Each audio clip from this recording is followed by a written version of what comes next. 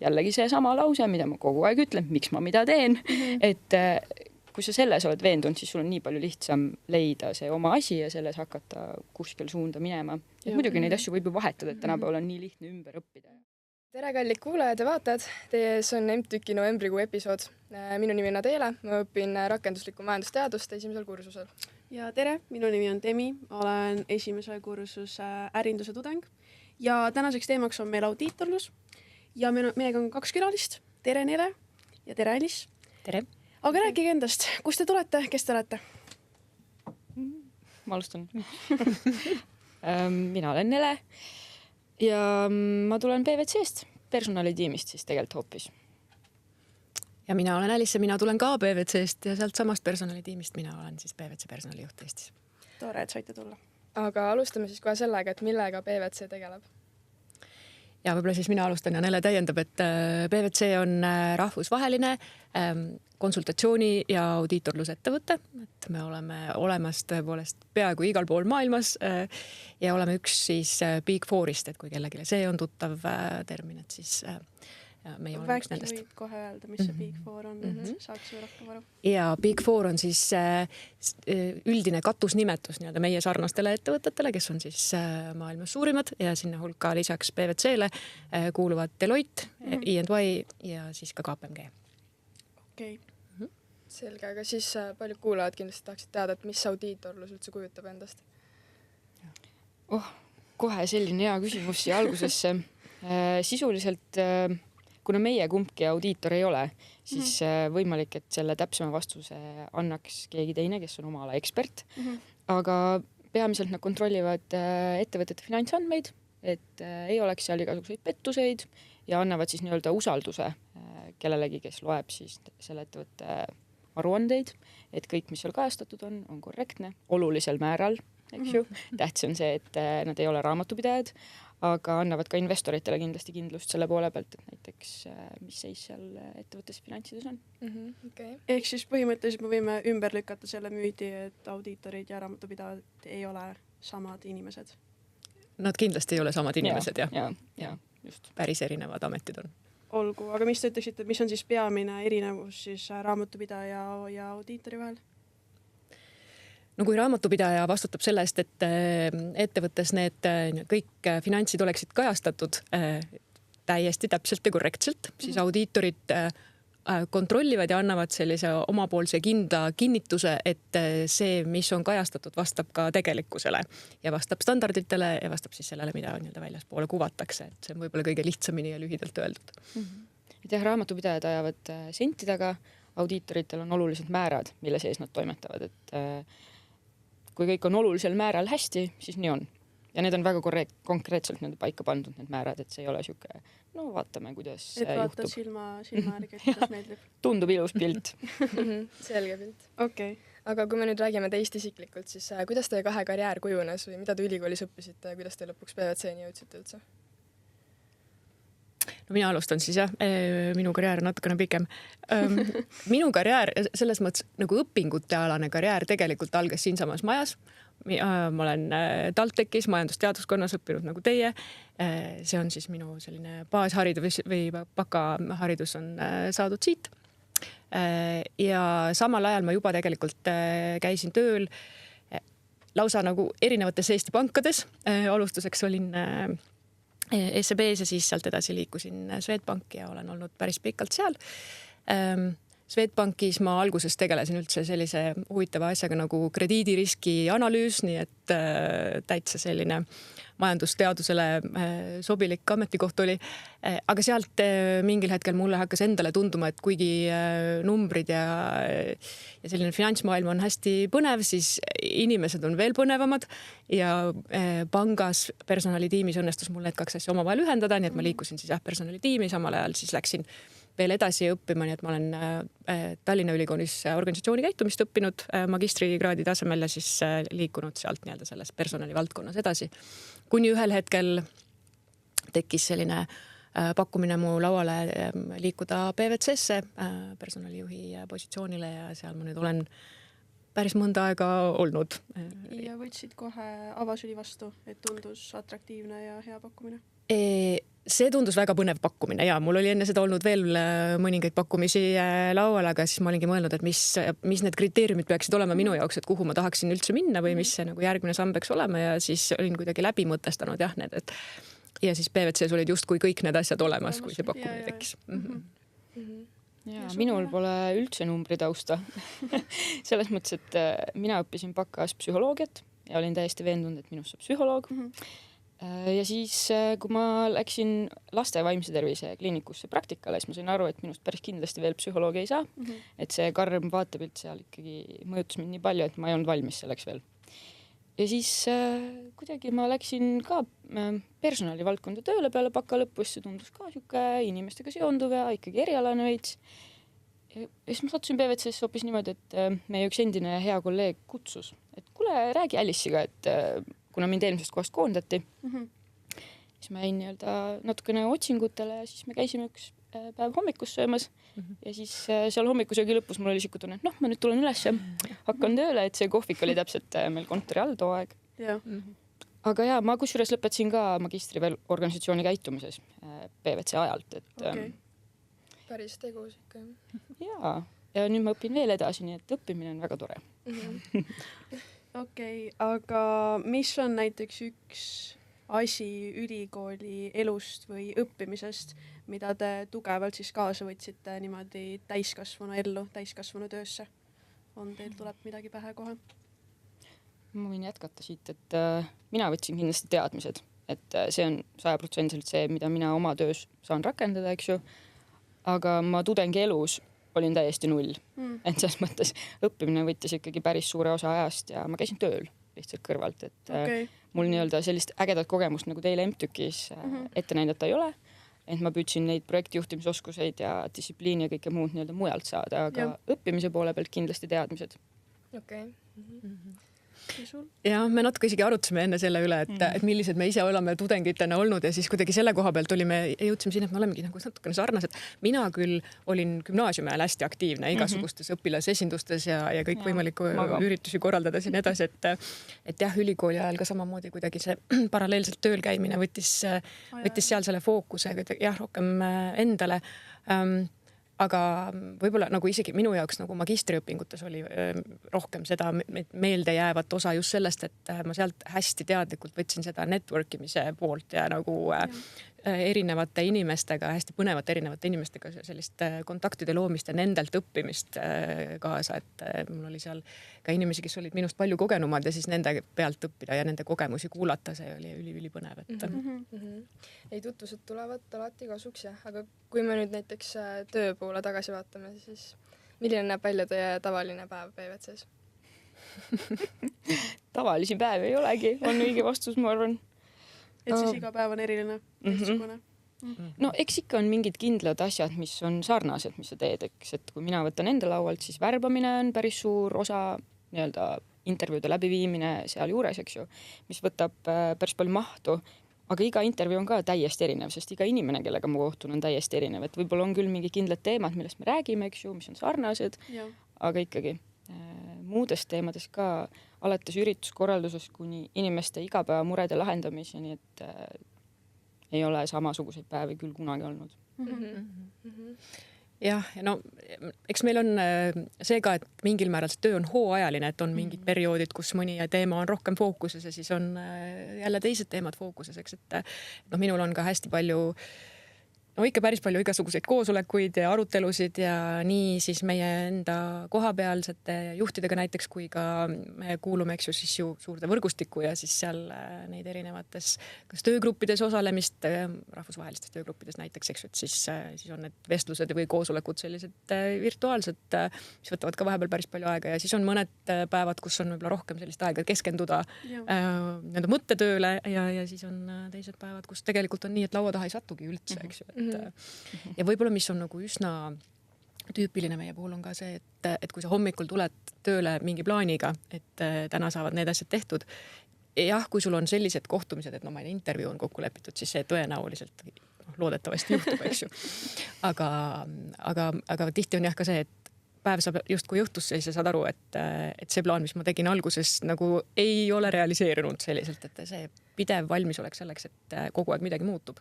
See iseloomustab küll meid hästi palju, et siis suur kohanemisvõime. Väga suur kohanemisvõime. Ma arvan, see on üleüldiselt teistes osakondades tegelikult täpselt samamoodi, et kuna me teeme ikkagi klienditööd, siis samamoodi klient võib otsustada mingeid asju muuta, tahta ootamatumat midagi kiiremini, võib-olla tuleb info temalt hiljem, et see ümberlüütuvus on hästi oluline ükskõik, kus osakonnas sa PVC-s oled, et see kindlasti käib kõigiga kaasas. Et sellist tüütavat rutiiniga siis pigem ei teki? Ja selles mõttes küll, et kui keegi väga rutiinset tööd otsib, siis ilmselt see ei ole see koht, et me seda ei saa pakkuda.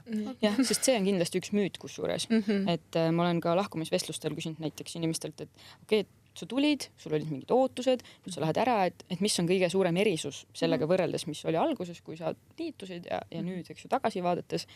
Ja siis ongi joonistunud välja see, et ma arvasin, et ma tulen teen rahulikult lihtsalt analüütiku tööd, kui ma olen audiitor näiteks, eks ju, aga ei ole, et seal on väga palju suhtlust, oma aja planeerimist, projekti juhtimist, kõike sellist, mis ei ole ainult Excelis toimetamine. Et sellega peab kindlasti arvestama, et see on ka üks müütidest, millest me just enne ka arutasime. Ja.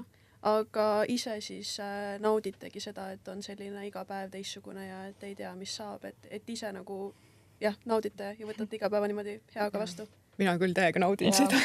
ma just mõtlesin ka, et ma arvan, et ma olen seda tüüpi, et kui on hästi rahulik, siis mul tekib nagu vajadus midagi rohkem teha, otsin ülesandeid ja asju, et pigem mulle meeldib, kui on natuke pingelisem isegi, et siis mul fookus püsib paremini, kui on hästi rahulik, siis see motivatsioon kaob ka ära kuidagi. Jah, ja seal on, sa õpid ka seda siis, et kust need nii-öelda välja hingamise hetked nagu ikkagi võtta endale, eks, et kui oled seda piisavalt palju harjutanud, siis tegelikult leiab neid ka väikestest kohtadest. Aga kas vahel ei teki siis sellist momenti, kus tahaks nagu korra nagu, et siuke, et ei ole võib-olla nii nagu tuju, et minna niimoodi seiklustele vastu, et kas vahel tahaks siis ka siukest rahulikku päeva, kus sa teadki nagu punktuaalselt, et mul on see ja see ja see ja siis ma saan koju? Või... Ikka tekib, see on loomulik selles mõttes, et eriti kui sa oled juba mõnda aega selle mäsu sees on, kui on nagu kiiremad perioodid, ikka tahad. Aga see ei ole selline, et ma ei taha seda enam teha. See pigem on lihtsalt see, et sa korraks loomulikust olekust ikkagi tekib väsimus. Et siis sa lihtsalt oled juba endaga nii palju koostööd teinud, et sa tead, mis asjad need on, tuleb midagi ära teha ja siis ma võtan ise teadlikult selle hetke, et okei, ma homme näiteks ei pane seda miitingut sinna, vaid me kohtume ülehomme lihtsalt sellepärast, ma pean jõudma mingid rahulikud asjad ka ära teha. Et see enda juhtimine jällegi kõige suurem tööriist kindlasti. Okei. Aga mis siis... me juba rääkisime sellest, et on väga, ei ole rutiinne töö, aga mis näiteks veel siis näiteks tudengi vaatest, et kuidas PVC töökoht mulle atraktiivne oleks või mis seal veel toredat, lõbusat, vahvat on? Ja, võib-olla üks nagu nurk selle juures, kui sa küsid nagu tudengi vaatest, just on kindlasti see, et tudengina sul on ikkagi hästi suur fookus on õppimisel ja me proovime nii palju kui võimalik seda nii-öelda arvestada ja olla paindlikud seal, et eks me mingil määral ikkagi nagu paneme neid nagu raamistikke paika koos, eks, et ei ole päris niimoodi võimalik, et üks päev nädalas olen audiitor ja siis 4 päeva nädalas olen tudeng, on ju, et päris nii suurt vabadust me ei saa pakkuda ja sellel on hästi selge põhjus, sellepärast et mingi nii-öelda hulk kogemust on vaja saada kätte korraga ja järjepidevalt selleks, et tegelikult sellel karjääriteel edasi liikuda. Aga kindlasti seda paindlikkust seal on ja selle nii-öelda teadmiste hankimisega seoses võib-olla nagu haakub see, et hästi paljud tegelikult või tudengid ütlevad, et ma õpin siin nii palju, et see on tegelikult nagu võib-olla nagu selline võtmeasi, et sa tuled reaalselt sinna töökeskkonda ja sa hakkad kasutama neid teadmisi, mida sa oled koolis saanud ja mulle meeldib see metafoor, et reaalselt sul on nagu koolis, sa saad neid pusletükke, et sa nagu õpid ühte asja ja teist asja ja siis sul on nagu palju neid pusletükke, eks ju. Aga siis sa tuled sinna meie töökeskkonda, kus sa puutud kokku hästi kiiresti ettevõtetega, saad näha nende köögi poolt, näed päriselt, mismoodi see majandus toimib ja siis need pusletükid hakkavad kokku minema sinu jaoks nagu üheks pildiks, et see reaalselt nagu inimesed ka räägivad, et ma äkki sain aru, et miks ma üldse õppisin neid asju. Hea tundnud. jah, et see nagu selline ahaa-hetk tekib sealt hästi tihti, et noh, räägitakse meile sageli seda, et ma olen siin umbes pool aastat olnud, ma olen rohkem õppida jõudnud kui baka ajal võib-olla kokku, noh, mis tegelikult on just lihtsalt pigem võib-olla see asi, et sul hakkas see süsteemiks nagu kokku kujunema, on ju, need teadmiste hulk, et eks sellel koolis teadmiste omandamisel on hästi oluline osa selle vundamendi ladumisel just, eks, et mille peale sa saad hiljem ehitada. Aga et mis nagu ägedaid asju me veel teeme, et kui su küsimus oli nagu selline kahepoolne natukene, et siis võib-olla Nele jagab seda poolt, et mis need muud asjad on. Jaa, ma püüdsin kuidagi enda peale mõelda, sest et mina tulin ka täitsa baka lõpus, liitusin PVC-ga, mis on tänaseks 7 aastat tagasi, aga aeg on läinud väga kiirelt ja mis kõige rohkem seal nagu meelde on jäänud sellest toredast on kõik need inimesed, et tõepoolest tänaseks päevaks ma arvan, mu kõige lähedasemad sõbrad on kas endised PVC-kad või praegused PVC-kad ja seda ei asenda ikka mitte miski. Et kui ma mõtlen nende tutvusringkonna peale ka, et kuidas nemad oma kolleegidest räägivad või mismoodi seal asju aetakse, siis ei ole võrreldavgi. Et kellegagi just intervjuul tegelikult arutasime ka sellest ja siis see kokkukasvamine, et sa tuled suhteliselt nii-öelda rohelisena ikkagi otse ülikoolist, eks ju, ja sa hakkad hästi intensiivselt õppima, sest et see infovoog, mis PVC-ga liitudes kaasneb, on ikka metsik. Et selleks peab valmis olema, et see võib olla alguses ehmatav või seda on hästi palju, aga kui areng on ka sul oluline ja atraktiivne, siis need 2 asja kokku, et sul on ägedad inimesed, kellelt alati õppida, siis te kasvate ka kokku läbi selle protsessi, kus te koos kasvate ja arenete, et pingutate koos, siis pärast vaatate tagasi sellele raskusele ja mõtlete, et üks asja saime ikka tehtud, et see on väga äge tunne. Seda on rõõm kuulda. Ehk siis kas PVC võtab ka noori või üleüldiselt inimesi tööle ka niimoodi, kui ei ole varasemalt algkogemust, et kas võtate ka nullist inimesi vastu? Jaa, selles mõttes meil on majas inimesi, kelle taust ei ole üldse majandusteadusega seotud. Varem on õpitud, ma ei tea, muusikat, keskkonnateadust, mis iganes muud valdkonda, aga oluline on, et sul on huvi endale finantsmaailm nii-öelda tuttavamaks teha ja baasteadmised finantsarvestusest või raamatupidamisest peaksid ikkagi olemas olema, sest et auditeerimisteadmised, näiteks kui me räägime auditist, mingil määral ikkagi baseeruvad siis raamatupidamisteadmistele. Ehk siis, et kui sa tuled ja hakkad õppima ja saad meiepoolseid koolitusi, siis kui sa alles esimest korda näed bilanssi kasumärannat tööle asudes, võib seda õppimisprotsessi läbi teha hästi keeruline olla. Et see on küll üks eeldus, mis võiks nii-öelda enne olemas olla, aga see ei ole välistus, et me oleme ka varem kandidaatidega kokku leppinud, et tänasel päeval jääb natukene äkki kuskilt siit-sealt vajaka, et loe läbi midagi või mine tee mõned koolitused ja proovi siis uuesti. Ja siis nii lähebki ja on pärast seda inimesel endal ka palju kergem ja juba seda eduelamust tööst ka rohkem. Aga ja võib-olla ma siia juurde lisan, et lisaks audiitoritele me ju pakume ka muid töökohti, nii päris nii-öelda esimesi töökohti kui ka siis natuke ka kogenumatele inimestele, et kui me räägime näiteks mingitest nõustamisvaldkondadest, mida me pakume oma klientidele, eks ju, et alates seal maksunõustamisest ja juhtimiskonsultatsioonidest ja ärinõustamisest ja seal on natukene erinevad need ootused üldiselt, aga samamoodi meile tulevad tegelikult ikkagi ka nendele positsioonidele, kui me alustavatest positsioonidest räägime, üsna napi kogemusega inimesed tihti, et me ka samamoodi pakume ju praktikakohti tegelikult, mis on täitsa selline esimesi karjäärisamme tegevale noorele sobilik ja sealt edasi tihtipeale on võimalik kasvada siis ja jääda meie majja ja saada juba selliseks noorem konsultandiks ja liikudagi nii edasi. Ja mitte küll nii palju, aga siiski me värbame ka päriselt nagu kõrgematele positsioonidele juba valdkondlike kogemustega inimesi, et selles mõttes jah, on nagu mitmekülgne see meie värbamispõld ka. Jah. Okei. Aga kui nüüd mina tudengina tahan näiteks teile praktikale saada, siis mida ma tegema peaksin, et ma eristuksin teistest konkurentidest ja üldse silma paistaksin? Jaa, see on hea küsimus, sest et viimastel aastatel on näha, et noorte seas see konkurents on läinud aina tugevamaks. Et kui paar aastat tagasi mul oli hea öelda, et kui sa kirjutad juba motivatsioonikirja, siis sellega sa eristud, sest et uskuge või mitte, ühe kandideerimise peale ma näen umbes 5 motivatsioonikirja. See number on väga väike. Ma ei tea, millest see tuleneb, et kas nagu ei viitsita sellega tegeleda, saadetakse hästi paljudesse kohtadesse CV-sid, et see on nagu mugav, aga jah, tegelikult seda võib isegi praegu välja tuua, et ka sellega eristuksite täna. Ja muus osas, ma arvan, kõige olulisem, kui me jõuame juba intervjuu faasi, siis olles lihtsalt sina ise. Et see tundub hästi lihtne nõuanne, aga kui sa proovid olla kellegi moodi või rääkida mingeid asju, mis ei ole sinu väärtustega kooskõlas, see paistab välja. Ma olen nii paljude inimestega rääkinud, et ma ei usu seda lihtsalt, et aga kui sa räägid iseendast, sa tead täpselt, mis sa tahad, miks sa tahad, tsiteerides tulnukat, mu lemmik terminid sealt, siis miks ma mida teen, et kui sa sellele küsimusele oskad ise vastata, miks ma mida teen, siis sa sellega juba eristud, sest sa tead, mis sa teed. Selge.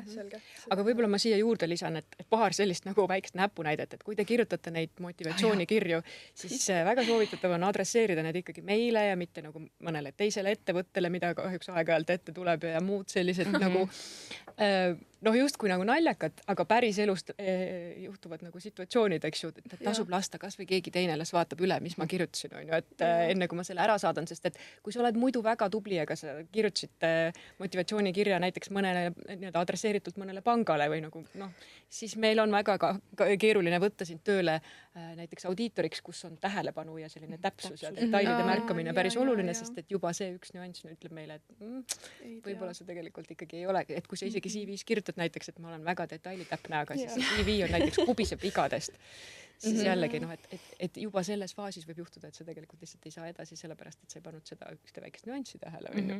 Aga võid kindel olla, et eristud. Et selles mõttes see eesmärk saab täidetud, aga võib-olla mitte kõige paremas moes. Ja nimed ka teine asi, et kui te kirjutate tere Nele, siis ma ei taha olla Hele või Heli, ma tahan olla Nele, et see on kindlasti üks asi, millele tähelepanu pöörata. Aga kui see küsimus sellest nurgast võtta, et mida ma võin teha juba praegu selleks, et kui ma kandideerin, siis ma paistaksin silma, eks ju. Et siis kindlasti sellised asjad, kui te olete olnud kusagil mõnes projektis aktiivselt tegus või olete kasvõi suudate näidata, et kuskil on vabatahtlikuna tegelenud või tegutsenud, eks ju.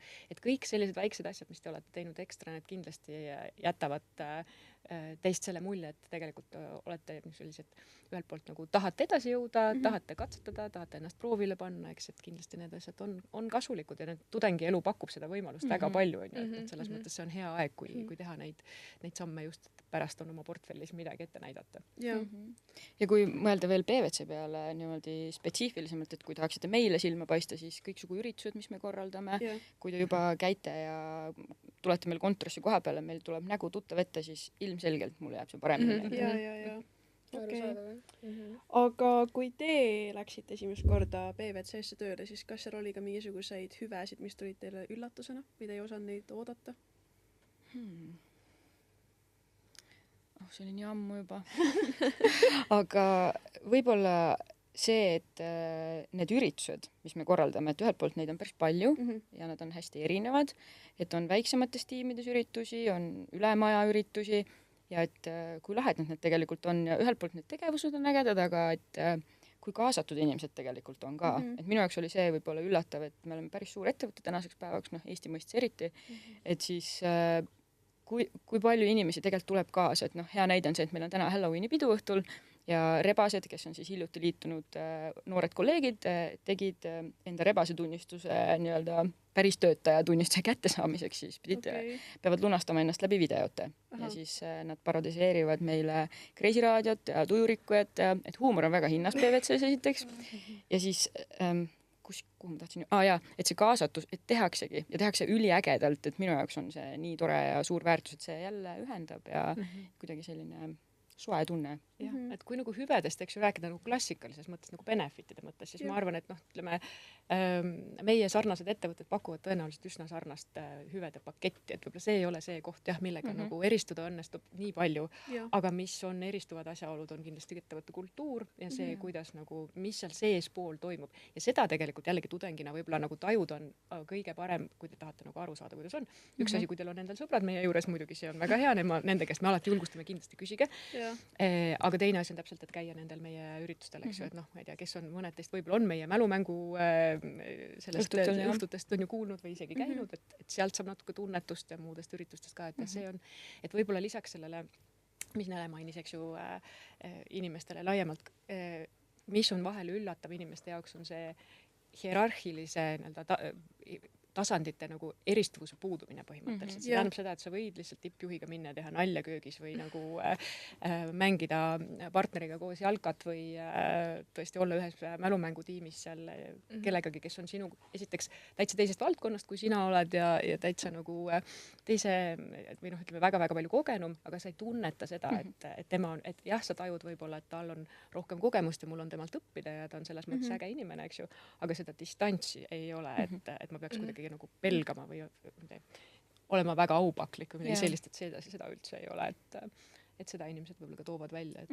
see on selline äge kultuuriline. Mul jäi korra see mälumäng kõrvu, mis programm see on, mis iganädalane, igakuine? Ja igakuine. Meil on siis cross-loss, me kutsume seda, ehk siis erinevatest osakondadest kokku pandud tiimid üle maja. Nõue on, et vähemalt 2 erinevat osakonda on esindatud ühes tiimis ja siis ka MTÜK käib iga kord meiega kaasas. Ma ei tea, kuidas te liikmeid valite, see on nii-öelda teie otsustada, aga 5 liiget alati saab tulla, mängida ja 2 aastat juba teeme niimoodi. Kuigi mälumängu ajalugu on meie mõistes pikem. Ja meil on endal juba järjekord või see loendamine nagu sassi läinud, kui palju hooaegasid me oleme seda teinud. Et jah, hakkab sinna 10 lähenema juba. Et see on nagu üliägedalt püsinud traditsioon, et iga aasta jälle mingid tiimid tulevad, hakkavad juba käima meie juures seal, et noh, et kas juba nagu esimene mälumängu aeg on paigas. Ja siis rotatsiooniga teeme küsimusi niimoodi, et iga tiim saab küsimusi ka moodustada ja tõesti nad on nagu väga pingelised ja põnevad need. Ise võtate kogu aeg osa. Et igav ei hakka ja tööväline aeg on ka sisustatud mingil määral. Ja tööväline aeg on väga sisustatud, eriti meil, kes me ise sisustame seda oma kolleegide jaoks ka, eks ju, et meie tiim on see tegelikult, kes kõiki neid üritusi ka korraldab ja seda ka nagu hästi oluliseks peab, et just, et anda seda võimalust inimestele tunda seda, et ma tahangi olla kolleegidega koos väljaspool tööaega ka, et see ei ole nagu selline kohustus on ju, et pigem just liidab meid hästi palju. Seda on väga tore kuulda, väga põnevalt kõlab. Aga enne mainisite, et huumor on väga hinnatud teie firmas, et on teil mõlemal välja tuua mingisugune selline naljakas lugu sellest ajast, mis te olete PVC-s töötanud? Sul on naljakas lugu küll, aga see ei ole huumor, võib-olla see on lihtsalt ma olin äkki olnud Price'is 3 kuud, katseaeg käis ja siis meil on hästi palju selliseid meililühendeid, et kui me saadame üle maja kirju, see on EE-OL-TÜN ja kui me saadame üle regiooni kirju, see on CE-OL-TÜN ja siis seal on igasuguseid muid lühendeid veel alates osakondadest ja tiimidest ja nii edasi. Ja meil hakkas just mingi koosolek, siis ma pidin saatma ühe meie happy hour'i ehk siis igakuise ürituse kutse välja. Et meil käis üks kolleeg Aafrikas ja siis ta tuli sealt tagasi ja tahtis oma kogemust ja lugu jagada, et siis saime kõik kokku ja igal juhul kutse pealkirjas oli ka Aafrika midagi, täpselt ei mäleta enam. Ja siis saatsin ruttu kirja välja, et kõik on korras, kutsed nii väga hästi ja lähme koosolekule. Siis vaatan arvutist, mis asja, 300 lugemata kirja, 400 lugemata kirja, 600 lugemata kirja, chat blingib täiesti mingi mental olukord ja siis avastasin, et ma ei saatnud seda mitte üle Eesti, vaid üle terve meie regiooni, kus on mingi 30 000 töötajat äkki või midagi. Natuke vähem, aga ja palju. Umbes. Aga igal juhul, kuidas see lugu lõppes, järgmised korrad olen alati väga täpselt vaadanud, kellele ma kutseid saadan ja ma sain lihtsalt päris mitu LinkedIni kontakti ja hea kõhude ja naerda. Kuigi ma ütlen ausalt, alguses oli küll ka väga piinlik ja oh my god. Aga õnneks töö jäi alles ja siin ma olen. See täpsuse aspekt tuleb mängu. Täpselt. Aga mul oli alguses natuke võõras ka, et see EE-OL-TÜN ja CE-OL-TÜN, et nagu alles õpid tundma neid väikseid lühendeid ja termineid ja siis sealt see tuli. Aga kuskilt keegi ei kommenteerinud midagi, et tegid ikka käru või et pigem ikka võeti huumoriga seda jälle? Ei, ma ei mäleta küll, et Alice oleks riielnud muga. Ei, see oli lihtsalt, kõige rohkem olid sa ise sellest häiritud, aga teistel oli lihtsalt nagu lõbus. Et noh, eks seal on vaata ka nagu erinevuseks, et päriselt e-maile saata niimoodi ei saa, et selle koha peal meil on ikkagi nagu väga suured tähelepanelikkus alati, sest et meie andmed on seda tüüpi, eks ju. Aga nagu need kalendri üritused et on aeg-ajalt sellised meeleolukas oli lihtsalt, et sul tuli neid inimesi, kes kirjutasid muu hulgas, et ma tahaks küll tulla seda Aafrika juttu kuulama, kuhu ma pean tulema. Oli küll jah. oli küll jah. Aga jah, huumori mõistes mul ei tule rohkem mingeid otseseid siukseid näiteid, aga iga päev saab nalja. Ja eriti ma kujutan ette, et kui on siuksed pingelisemad hetked, siis päeva lõpus korraks tuleme tiimiga, vähemalt meie kolmekesi kokku ja lihtsalt täiesti suvajutt läheb lahti.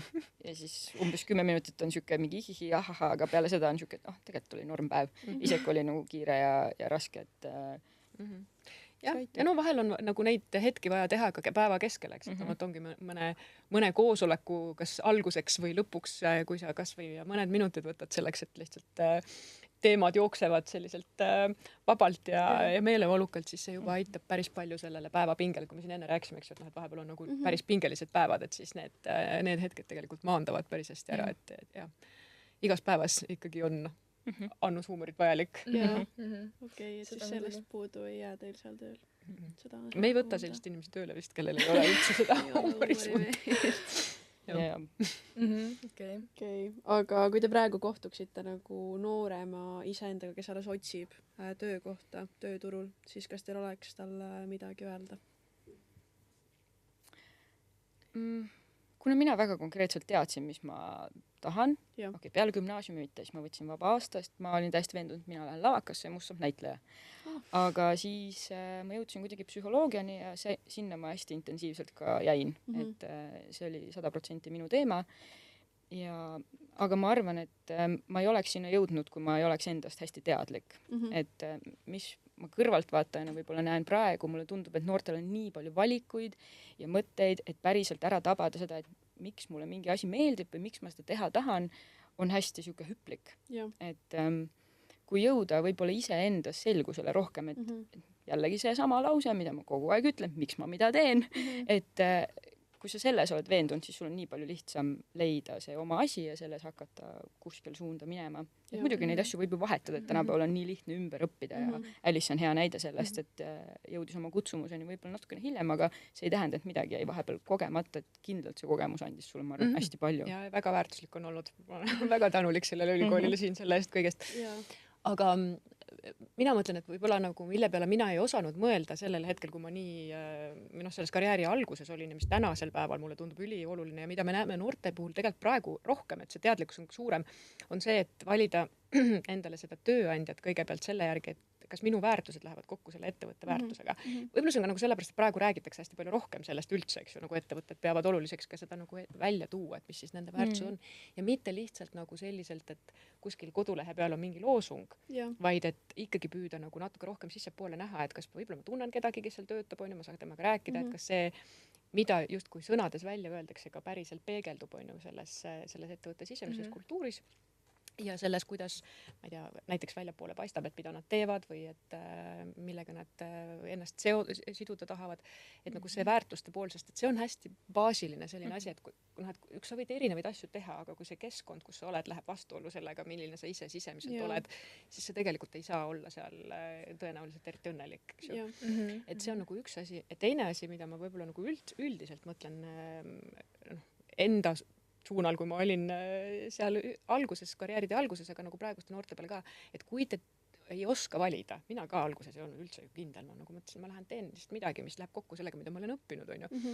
Et siis need kogemused on igal juhul kasulikud, et nagu kui te lähete kuskile, et siis mis on nagu oluline on see, et panusta ikkagi täiega, et nagu ära mine lihtsalt sellepärast, et ma ei tea, ma käin ära kuskil 8-5 või 9-5 on ju, ja ma saan oma mingi palga kätte, et kui sa juba lähed kuskile, kui sa juba oma aja sinna investeerid, siis tegelikult nagu pane täiega sellega mõttes, et esiteks sa saad rohkem kätte sellest kogemusest, teiseks sa jääd silma, see annab sulle võimaluse nagu edasi liikuda, on ju, ja tegelikult nagu kokkuvõttes see on su aeg ja su tähelepanu, mis sa sinna paned, see on nii kallis vara, et hinda seda nagu või pea seda nagu oluliseks ja kasuta seda targasti. Et see on võib-olla see asi. Mul tekkis üks mõte veel vahepeal, et võib-olla nagu, mida ma soovitaks, on see, et kannatada ära mõnikord mingid ebamugavad olukorrad. Et praegu on hästi lihtne, et okei, mulle väga ei meeldi, ma lähen kuskil mujal, kus on parem või ma tahan kohe nagu hästi head tulemust või ma tahan kohe olla hästi tark ja tubli. tegelikult ükski edulugu ei sisalda kogu aeg õnnestumisi. Et lihtsalt need ebamugavused, õppetunnid, võib-olla valed kogemused kohati, need on need, mis sind aitavad tegelikult edule. Et see kannatlikkus võib-olla mõnikord lihtsalt, ma lähen hambad ristis läbi sellest, aga ma teen ära. Ja siis ma saan aru, kas see tegelikult oli mulle väärt kogemus või ma tahan midagi muud teha, eks ju. Et see ebamugavuse natukene nagu ärakannatamine, ma arvan, see on hea sellisele noorele hingele, kes on veel kärsitud ja tahab kõik hästi ruttu. Ma mõtlen enda peale tagasi siis.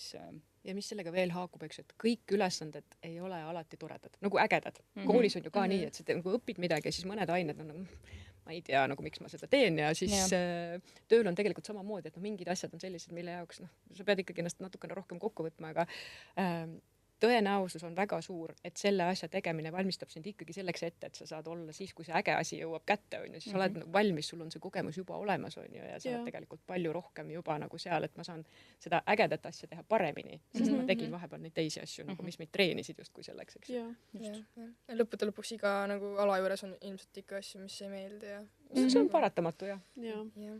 Aga kui me räägime veel tudengielust, siis mis on teie kõige säravamad mälestused tudengiperioodist? Rääkisite, et ei ikka kui gümnaasiumi ajal, aga kui peaksite midagi välja tooma? Jah, mingisugused on midagi. Juba raske küsimus on see. Ma tahaks öelda lõpetamine.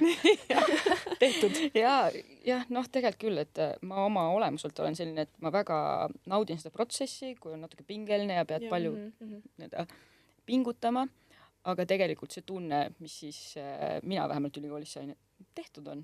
See oli ikka ka väga nagu mõnus, et üldse mitte ei tasu alahinnata seda, et nominaaliga lõpetamine on nagu äge asi. Et pigem lõpp siis, jah?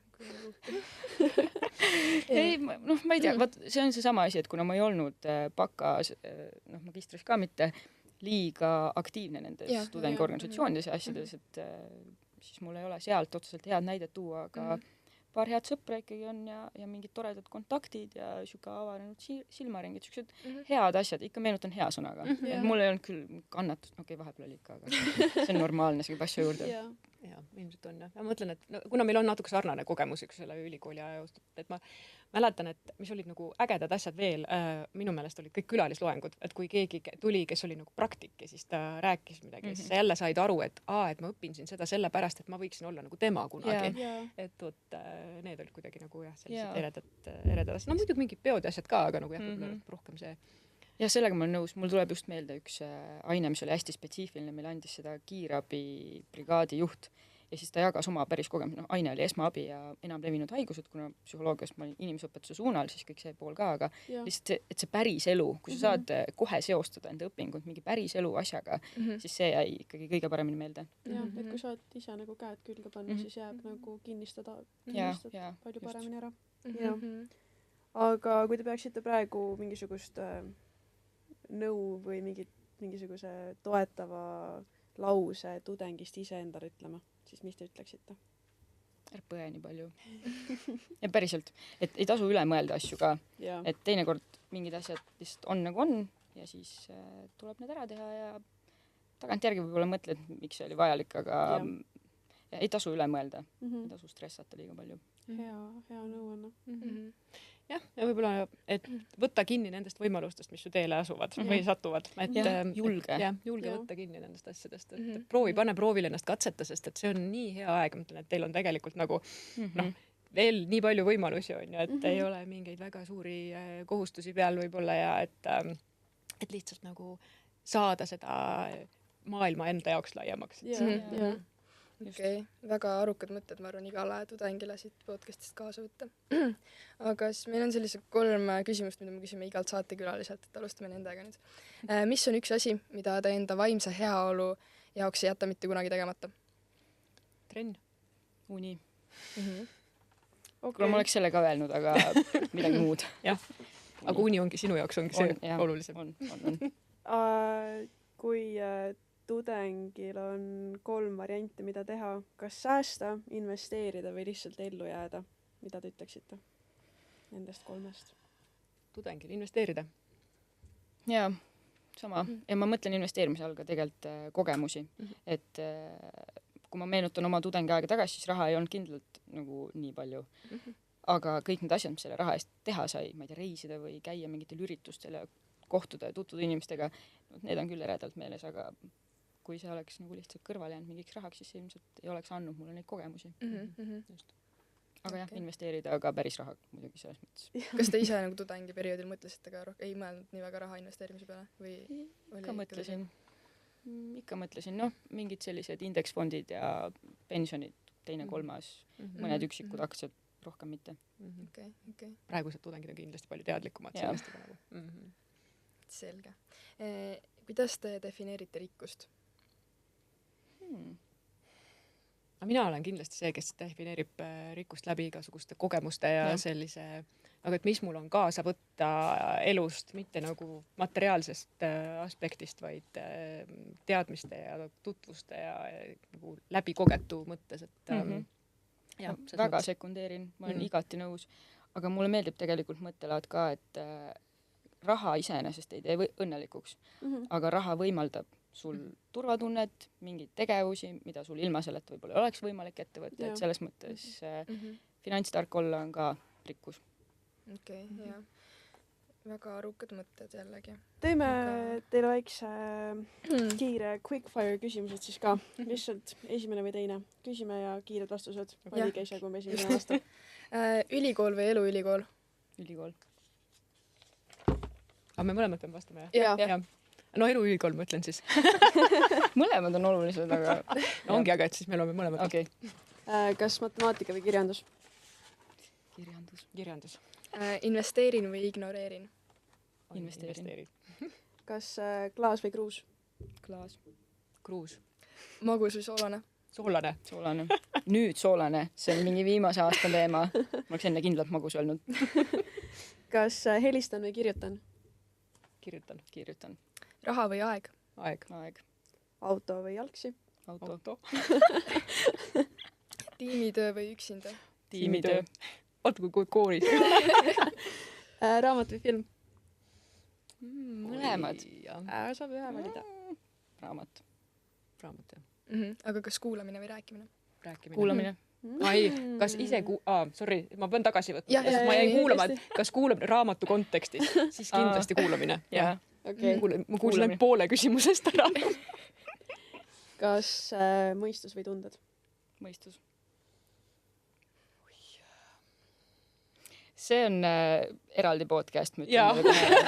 Sest et psühholoogia vaatest seal on nii palju võimalikke asju, mille ümber argumenteerida.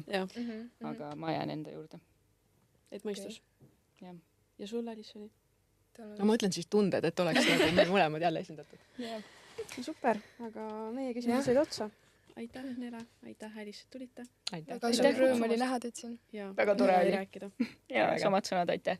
Super, aitäh.